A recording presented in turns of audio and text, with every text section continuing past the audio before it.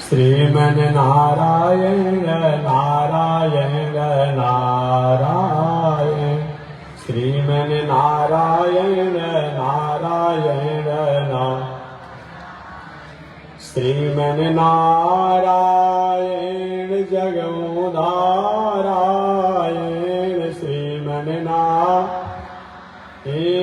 जगमुदारा, लक्ष्मी नारायण नारायण नारायण, लक्ष्मी नारायण नारायण आग लगे आकाश में बरसन लगे अंगारो, आग आकाश में बरसन लगे, संत नहीं होते जग में तो जल मरता संसार, संत नहीं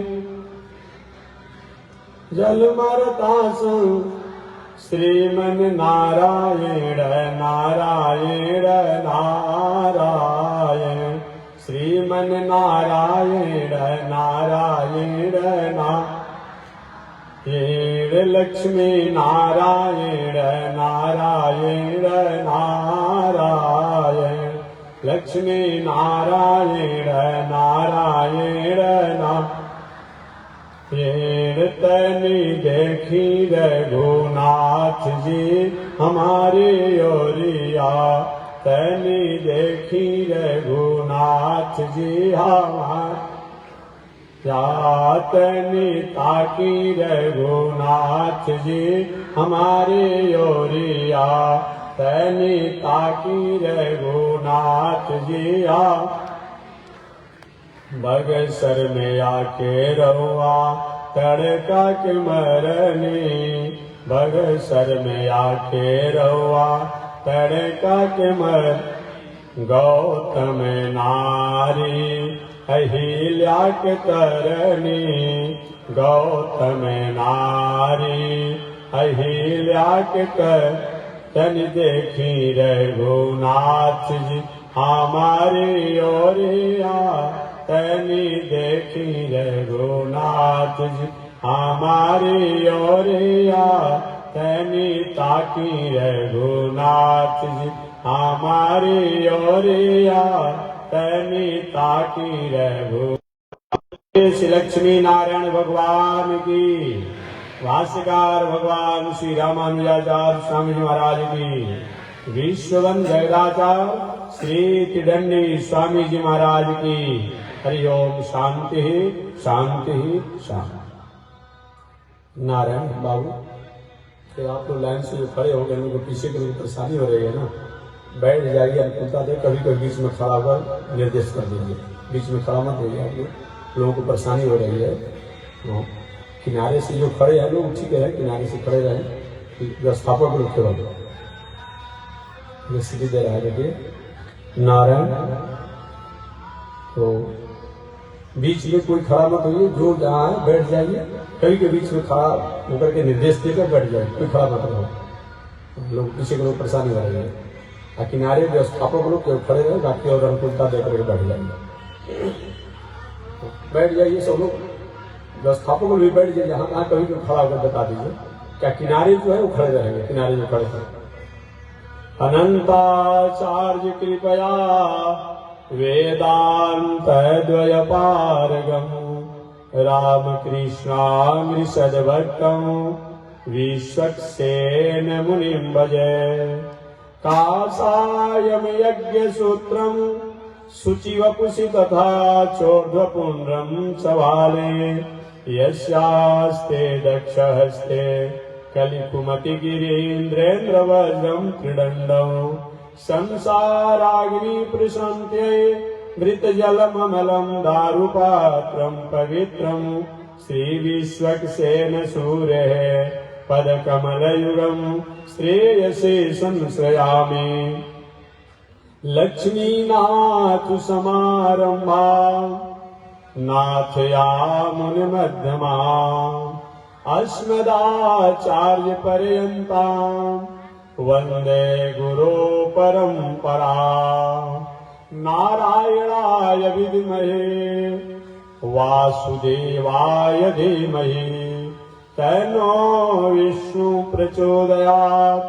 महालक्ष्म्यै च विद्महे विष्णुपत्न्यै च धीमहि तन्नो लक्ष्मी प्रचोदयात्। तन्नो लक्ष्मी प्रचोदयात्। परमाराध्य श्री लक्ष्मी नारायण भगवान नित्य वंदनीय पूज्य गुरुदेव श्री त्रिदंडी स्वामी जी महाराज के युगल चरणों में कोटिशः नमन। भगवत भागवत आचार्य कैंकर्य पारायण महानुभाव,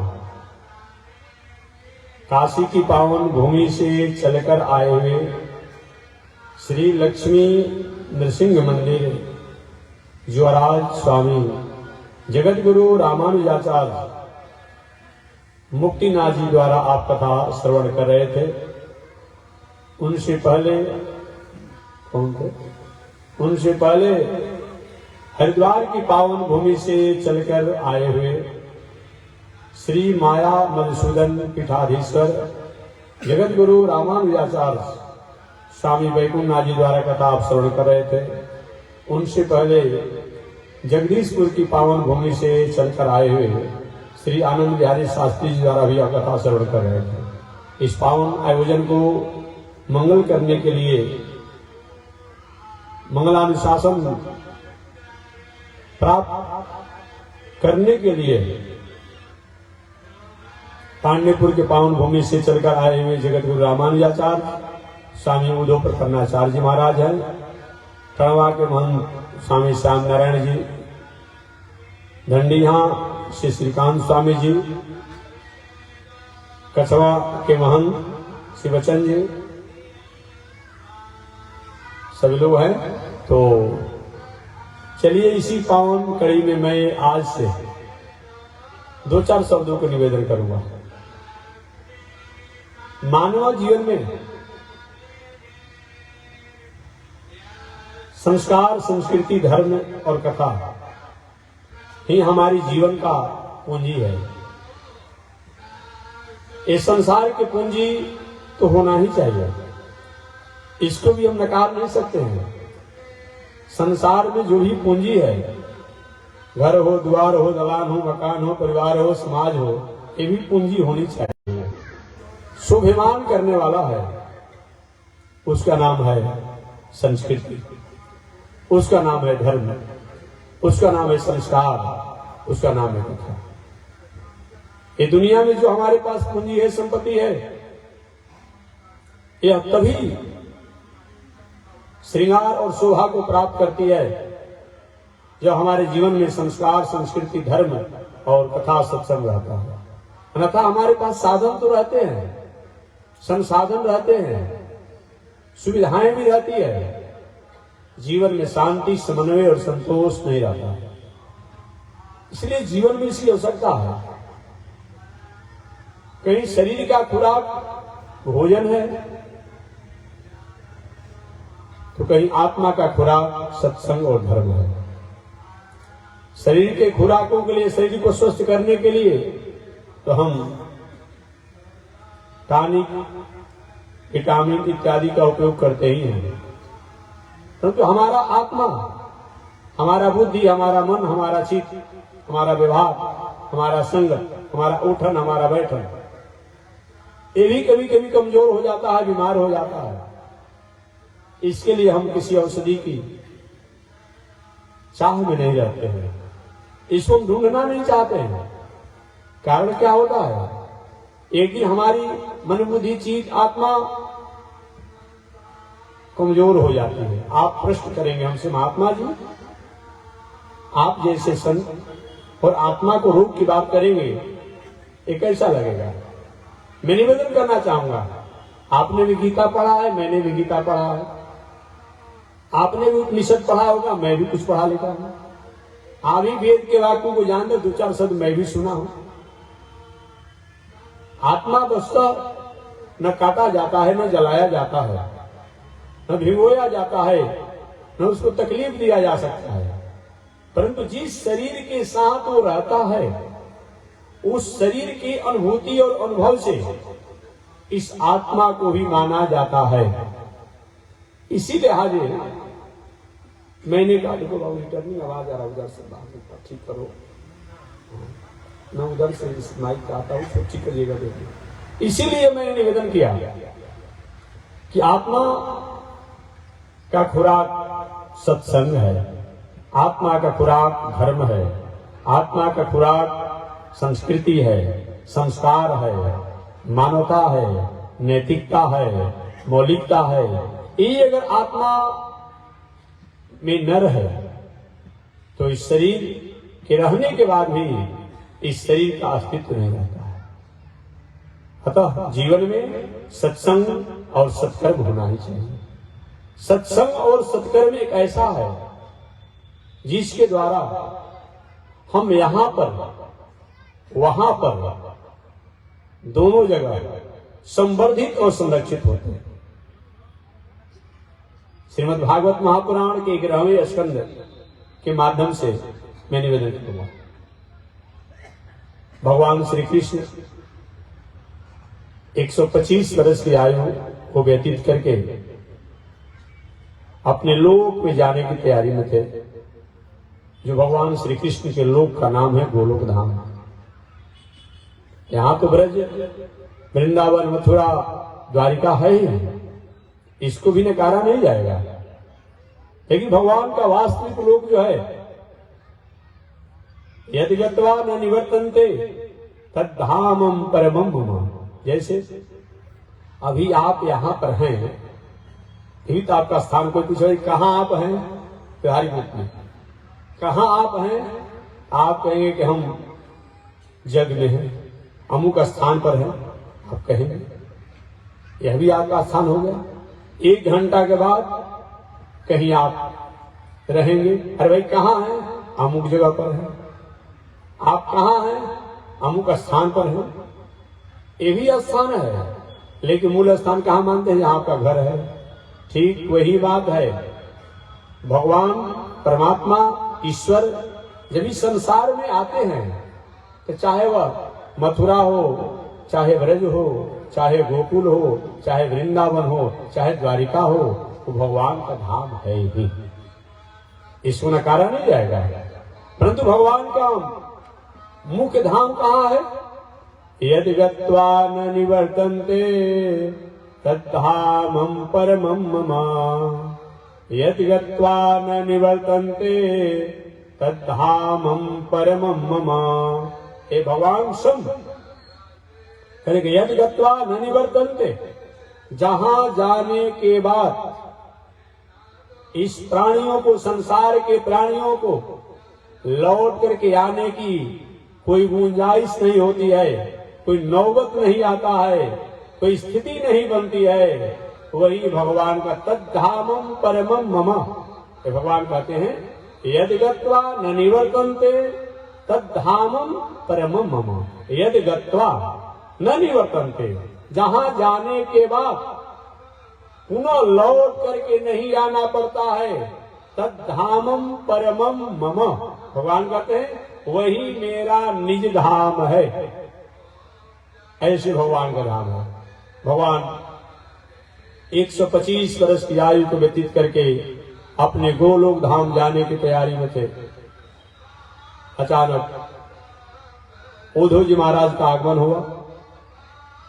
उद्धव जी का नाम तो आप जानते होंगे, भगवान श्री कृष्ण के महामंत्री भी रह चुके हैं, उनके मित्र भी हैं, उनके सखा भी हैं और उनके भक्त भी हैं।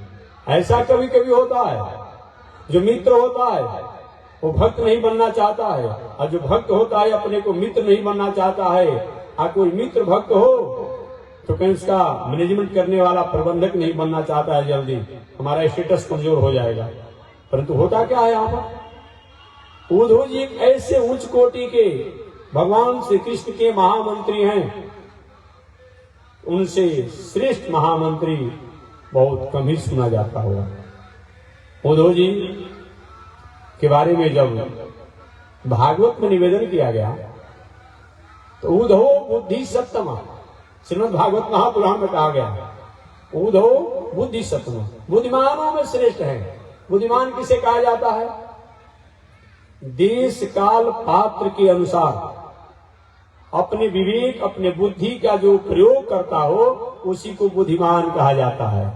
केवल पढ़ने से बुद्धिमान कोई नहीं हो सकता है। पढ़ने से केवल बुद्धिमान नहीं हुआ जा सकता है। जो पढ़ने में तो ठीक हो, पढ़ा तो हो, लेकिन देश काल पात्र के अनुसार जो अपने बुद्धि का उपयोग करता हो उसी का नाम बुद्धिमान है। उदाहरण के रूप में हनुमान जी महाराज को बुद्धि नाम अग्रगण्य कहा गया है, सुग्रीव जी को भी बुद्धिमान कहा गया है, विभीषण जी को बुद्धिमान कहा गया है। अरे और बात तो छोड़िए ना, भागवत में सुदामा माली को भी बुद्धिमान कहा गया है, कुब्जा को भी बुद्धिमान कहा गया है। उसी भागवत में वस्त्र धोने वाला था, उसने क्या किया समझा, भाई आदमी होता है जो अच्छे समाज सेवी नेता होते हैं, क्या करते हैं, देखते हैं कि जिसका झंडा चमकने वाला है, जिसका झंडा आगे फहरने वाला है, धीरे से आकर उसे मिल जाता है। आज भी देखते हैं। तो कम से कम उस मथुरापुरी में रहने वाला जो कंस का कपड़ा विभाग का जो उनको मंत्री ही कह सकते हैं जो था, उसको तो विचार करना चाहिए कि भाई जो जन्म लेते ही पुतना जैसे राक्षसी को दमन किया, कंस के गिने चुने अच्छे लोगों को इन्होंने पलायन कर दिया, तो उसको बुद्धि से काम लेना चाहता था कि मांग ही दिए भगवान श्री कृष्ण बस दे देता। अब जो शब्द का प्रयोग नहीं करना चाहिए वो भगवान के साथ शब्दों का प्रयोग किया, क्या हुआ आप जानते हो। धन्य है विभीषण जी महाराज, बुद्धि का प्रयोग किया। ये बात नहीं कहा जा सकता है कि विभीषण जी में कोई दोष नहीं था, ये नहीं कहा जा सकता है कि सुग्रीव जी में कोई दोष नहीं था।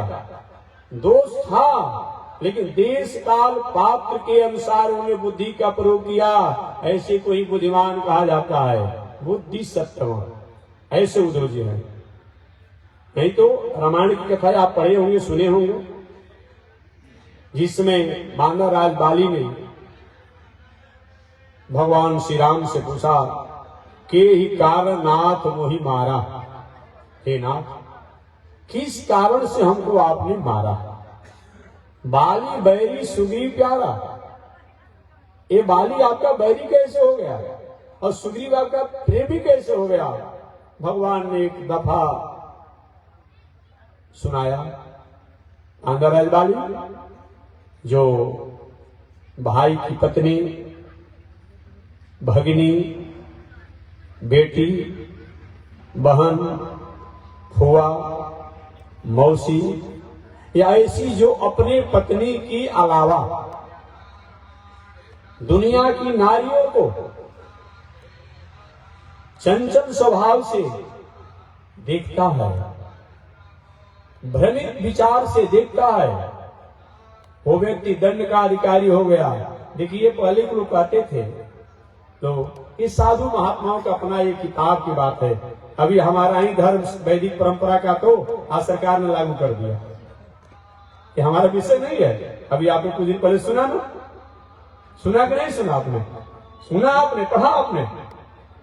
पहले के जमाने में कहते राम जी ने ऐसा कहा, ये क्या मतलब? आज सरकार द्वारा कानून बना दिया गया, अपनी पत्नी के अलावा जो अपने आप में पढ़ी लिखी कमजोर हो, उम्र कम हो, उनकी मर्यादा, उनकी आबरू के साथ कोई खिलवाड़ करेगा, मजाक करेगा, उनकी संस्कृति स्वरूप से कहीं कोई किसी प्रकार का चंचलता करेगा, वो व्यक्ति को कड़ा से कड़ा सजा सुनाया जाएगा।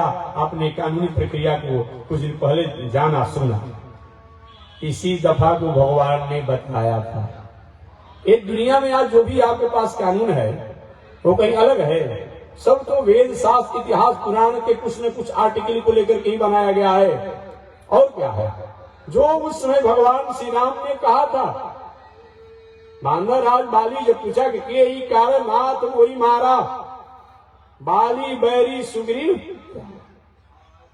भगवान ने कहा देखो भाई, जो भी व्यक्ति, जो भी मानव अपनी पत्नी के अलावा चाहे उसी की ही बेटी क्यों न, उसी की ही बहन क्यों न हो, मौसी हो, फुआ हो, इत्यादि नारियों के प्रति उसकी कुदृष्टि होती है, कुभावना होता है। वो व्यक्ति दंड का अधिकारी होता है, मृत्यु दंड का अधिकारी होता है। महाराज बोले महाराज ये तो बात ठीक है, लेकिन किस पर नियम लागू होता है? ये मनुष्य पर लागू होगा, ये पशु पंछी पर लागू नहीं होता है। वेद शास्त्र इतिहास पुराण ये सब किस पर लागू होता है? मनुष्य पर लागू होता है।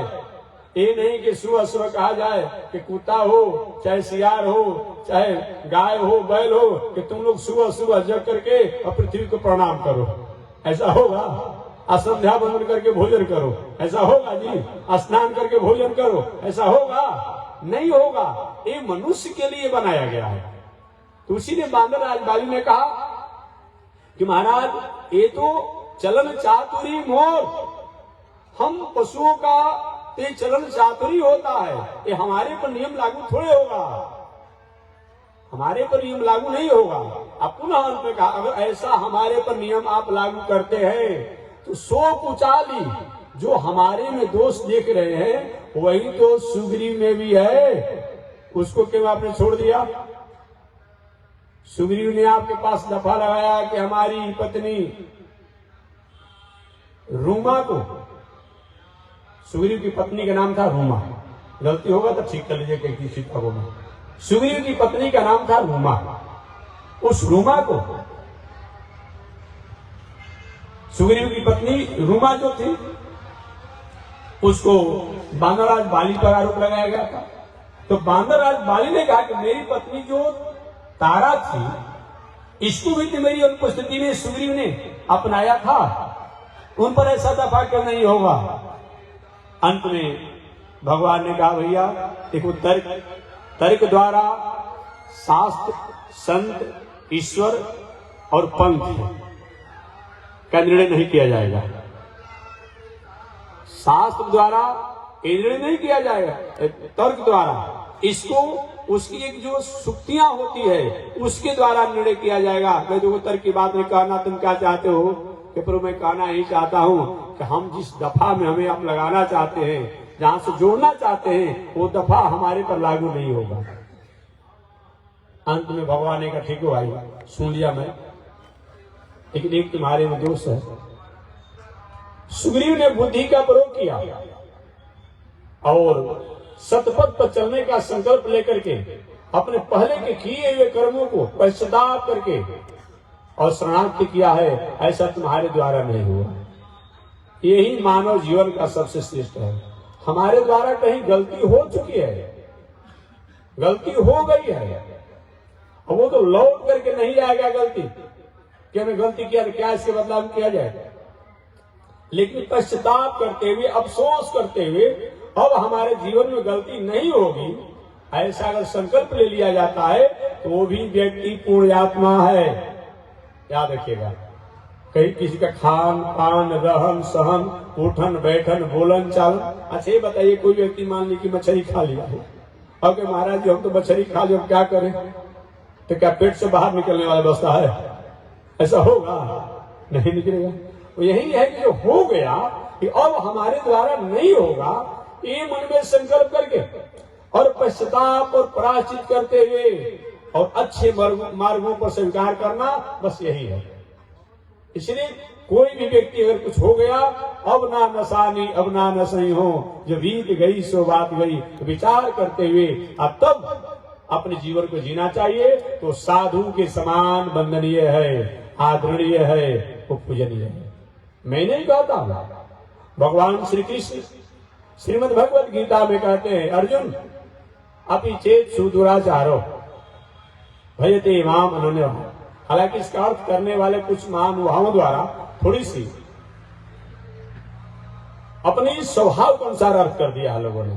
अब वो लोग अर्थ क्या करता है कि चाहे कितना भी दुराचारी हो, अगर भजन करता है तो साधु रेव समन्तव्य, ऐसा वाला अर्थ होगा क्या? एक तरफ भगवान ने कहा कि निर्मल मन सो मोहि भावा, एक तरफ होगा, एक लोग यही अर्थ करता है समान लोग कि अपि चेत सुदुराचार, चाहे कितना भी दुराचारी क्यों न हो, भजते माम अनन्यः, अगर अनन्य भाव से भक्ति, अगर अनन्य भाव हो ही नहीं पाएगा, क्योंकि अनन्य भाव का मतलब ही होता है कि हमारे जीवन में विकृतियां जो है, जो दोष जो है, जो खामियां जो है, जो बुराइयां जो है, उसका त्याग जब तक नहीं हो पाता है तब तक अनन्य भाव के हम अधिकारी होते ही नहीं। इसका अर्थ कैसे किया जाएगा? इसका अर्थ कैसे किया जाएगा कि अपि चेत सुदुराचार हो, पहले कहीं किसी कारण से गलत मार्गों में भटक गया था, लेकिन अब आगे वो अपने जीवन में नहीं भटकने का संकल्प करता है और सत्य मार्गों पर रहता है, तो साधु रेव समंतव्य, वो साधु के समान आदरणीय, वंदनीय और पूजनीय। इसीलिए मैं निवेदन करना चाहूंगा कि जो हो गया कहीं गलत खान पान, रहन सहन, उठन बैठन, लेकिन अब हमारे जीवन में अगर आगे नहीं होगा तो हम साधु के समान भी आदरणीय और वंदनीय हैं। ये होना चाहिए। प्रसाद बताइए। इस तरह शास्त्रों में बताया गया है। तो मैं निवेदन करना चाह रहा था, सुग्रीव जी क्या है? बुद्धिमानों में श्रेष्ठ है। आपने विभीषण जी का नाम, विभीषण जी कम दोषी है? विभीषण कहीं कम दोषी नहीं है। हमेशा मैं निवेदन करता हूं, रावण के महामंत्री पद पर विभीषण जी थे। मंत्री का एक बहुत बड़ा पावर होता है, सारे राजा के जो भी आर्टिकल होती है उन पर अनुमोदन और अनुशंसा तो मंत्री का होता है, मंत्री का होता है। विभीषण जी महाराज महामंत्री पद पर थे।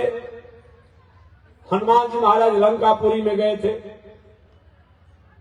लंकेश रावण ने हनुमान जी से पूछा, रे बंदर, इस लंका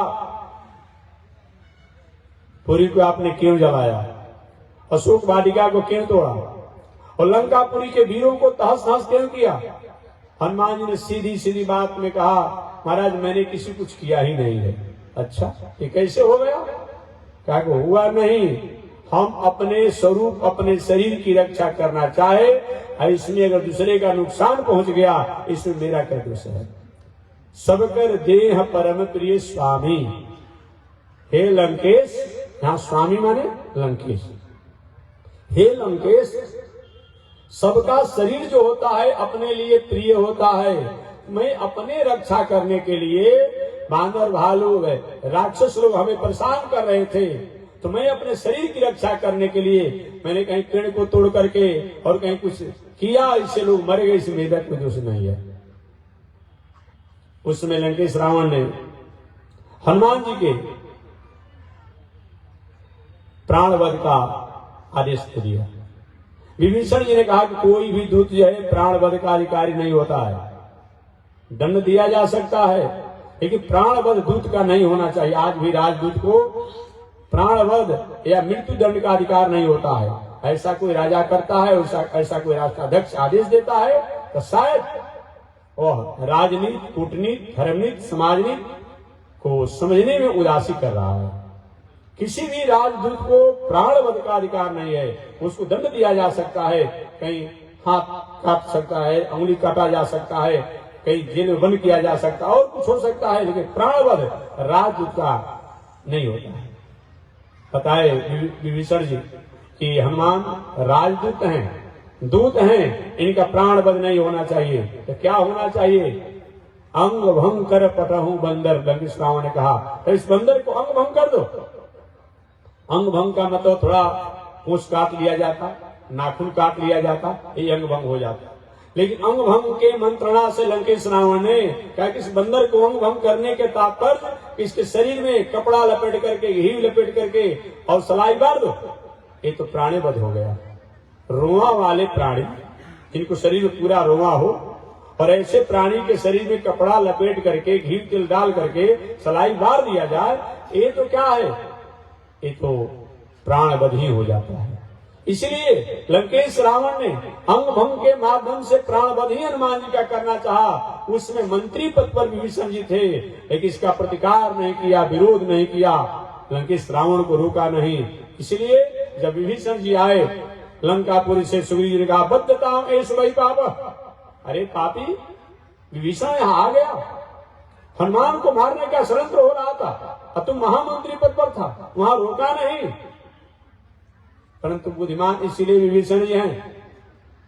गलती तो हुआ, लेकिन अब हमारे जीवन में गलती ना हो, ये विचार करके भगवान श्री राम के शरणों में आकर के शरणागत हो गए।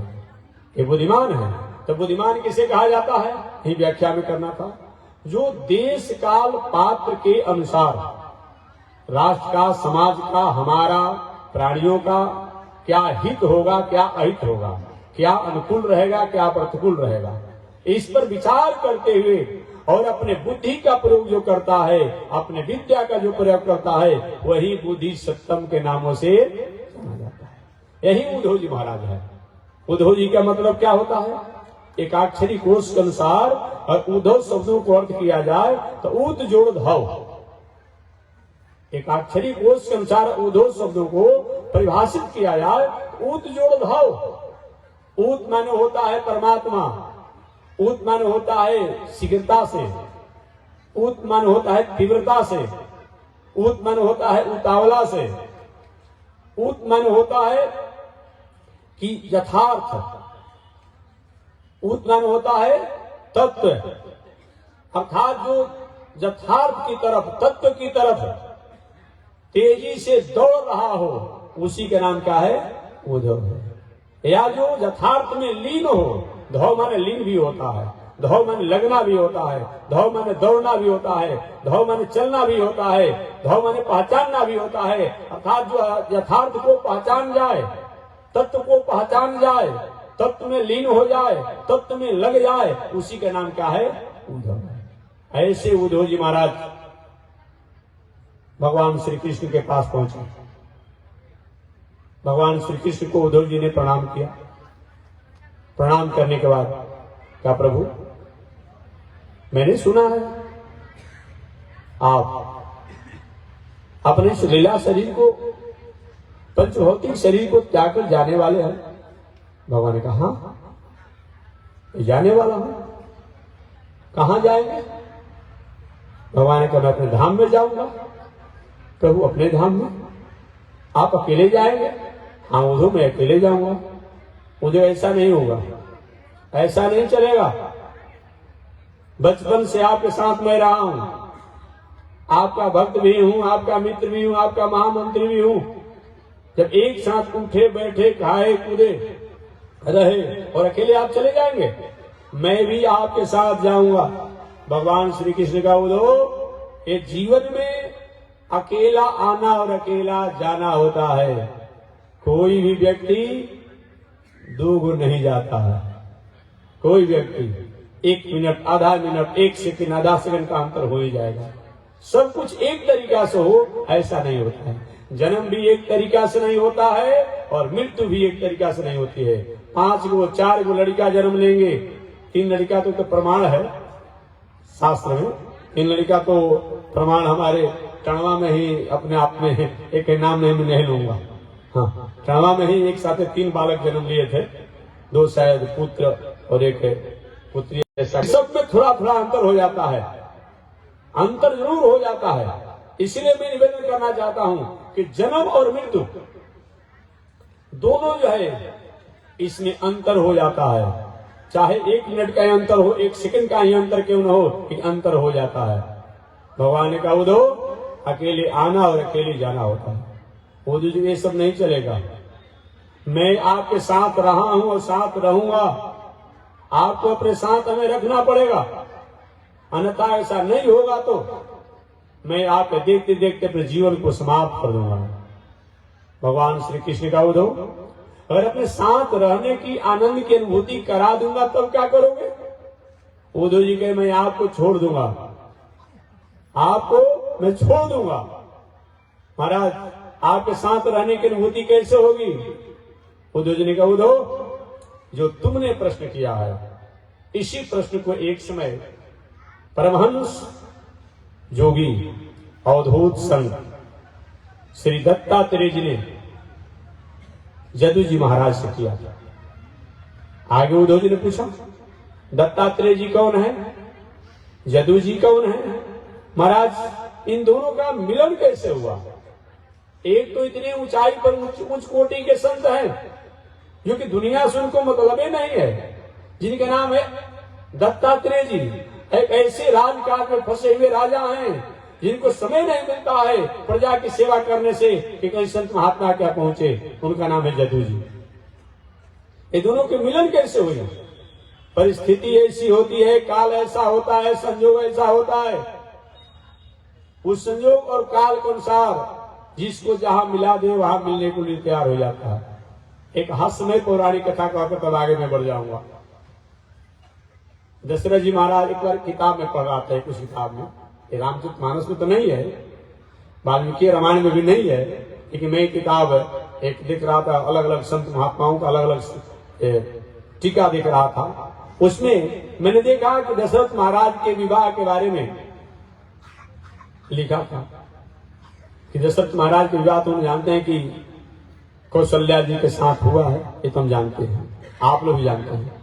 इसके बारे में निवेदन किया गया है शास्त्रों में कि लंकेश रावण ब्रह्मा जी के पास गया और मैं इसी कथा सुना रहा हूं कि संजोग का कितना बड़ा महत्व होता है, संजोग का कितना बड़ा महत्व होता है, काल का कितना बड़ा महत्व होता है, परिस्थिति का कितना बड़ा महत्व होता है। यही बात मैं निवेदन कर रहा हूं।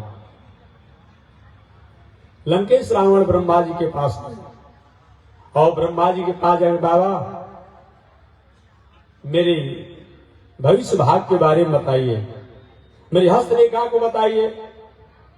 ब्रह्मा जी ने कहा, बेटा तुम्हारा सब कुछ अनुकूल है, तुम ओजस्वी हो, तेजस्वी हो, वैभवशाली हो, तेजवान हो, उजवान हो, वैभवान हो, दीर्घायु भी हो, लेकिन तुम्हारी मृत्यु जो है, दशरथ जी चक्रवर्ती सम्राट जो अयोध्या के राजा हैं, उन चक्रवर्ती सम्राट दशरथ के पुत्र राम से होगी। उस समय दशरथ जी महाराज का विवाह नहीं हुआ था। क्या चीज? विवाह नहीं हुआ था। चक्रवर्ती सम्राट दशरथ जी हुए, उनके पुत्र राम से तुम्हारी मृत्यु होगी। महाराज राम से? कौन राम? वो चक्रवर्ती सम्राट दशरथ के पुत्र होंगे, उन्हीं से होंगे। लंकेश रावण ने कहा, किससे विवाह होगा दशरथ जी का? ब्रह्मा जी ने कहा, कौशल नरेश की पुत्री कौशल्या के साथ होगा। लगभग विवाह तय हो गया है, विवाह हुआ नहीं। उधर भी बारात की तैयारी चल रही है कौशल्या के यहां, इधर दशरथ जी महाराज के बारात की तैयारी चल रही है। रावण ने विचार किया, ब्रह्मा जी की बातों को परीक्षा ले लिया जाए, और रावण ने उन कौशल नरेश कहां जाकर के अपनी मायावी रूप द्वारा, जिन कौशल्या का विवाह दशरथ जी के साथ होना था, उन कौशल्या जी को बहुत जोरों से वहां कौशल नरेश का विवाह का जो रस्म किया जा रहा था, विवाह से पहले जो पहले कार्यक्रम होते हैं, उसमें कौशल्या जी को अपहरण कर लिया लंकेश रावण ने, और अपहरण करके एक बक्सा मंजूषा में बंद करके ले जाकर के समुद्र में फेंक दिया। समुद्र में फेंक दिया। समुद्र में फेंकने के बाद पुनः ब्रह्मा जी के पास गया, बाबा एक बार थोड़ी सी पुनः बता दिया जाए, मेरी मृत्यु किससे होगी? मेरी मृत्यु किससे होगी? क्योंकि मैंने बताया ना, तुम्हारा मृत्यु चक्रवर्ती सम्राट दशरथ के पुत्र राम से होगी। थोड़ा सा रावण अपनी भावनाओं से ब्रह्मा जी को उदास करना चाहा, तो बाबा थोड़ी विवेक से बोलिए, होश से बोलिए। कौशल्या तो रही नहीं इस दुनिया में, फिर वह दशरथ की पत्नी कैसे बनने वाली है और राम की माता कैसे बनने वाली है? ब्रह्मा जी मैंने कहा ना कि कौशल्या और दशरथ से जो पुत्र राम होंगे, उन्हीं से तुम्हारी मृत्यु होगी। क्योंकि मैं तो कौशल्या के काम तमाम कर दिया। ब्रह्मा कहा कि आप काम तमाम कर दिए, ये मैं नहीं कहूंगा, लेकिन ये जरूर मैं कहूंगा कौशल्या और दशरथ के संबंध से जो पुत्र राम होंगे, उन्हीं से तुम्हारी मृत्यु होगी। पुनः रावण ने इधर कौशल्या जी को जो समुद्र में फेंका था बक्सा में बन करके, समुद्र में लहर आया और लहर से आकर के वो बक्सा जो लकड़ी के बक्सा में बंद करके और फेंक दिया था, वो मंजूषा बक्सा जो है एक जाकर टापू पर लग गया। क्योंकि समुद्र में देखते हैं कि बाढ़ आता है निकल जाता है, लहर आती है निकल जाती है, वो आया उस लहर के साथ और बक्सा वहीं जाकर टापू पर लग गया। इधर लंकेश रावण ने बारात का जो इस घटना को दशरथ जी को पता नहीं था। इधर अयोध्या से बारात की तैयारी चली और बारात में वशिष्ठ जी, दशरथ जी, वामदेव सब लोग अपने आप करे। उसमें नौका यात्रा द्वारा ही यात्रा किया गया। संयोग से रावण ने अपने मायावी विद्या द्वारा दशरथ जी महाराज और वशिष्ठ इत्यादि सबको अपनी माया द्वारा अपहरित कर लिया। उन लोगों को भी अपहरित करके और नदी में फेंक दिया। पुनः ब्रह्मा जी के पास गया, बाबा मेरी मृत्यु कि मैंने पहले बताया तुमसे दशरथ जी के पुत्र राम द्वारा होगी। कहे मैं दशरथ को भी समाप्त कर दिया।